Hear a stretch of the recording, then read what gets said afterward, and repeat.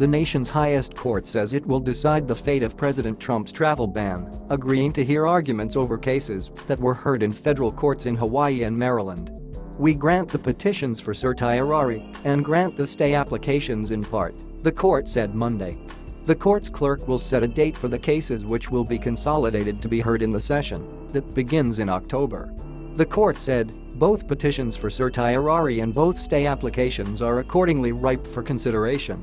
The case centers on the president's revised executive order, which blocks new visas for travelers from 6 majority Muslim countries for 90 days and suspends the U.S. refugee program for 120 days.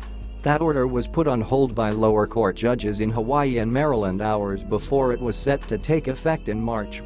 2 federal appeals courts left those nationwide injunctions in place, setting up one final appeal for the Trump administration. The White House argues that this executive order, like the previous version the president signed in January, is necessary to protect national security.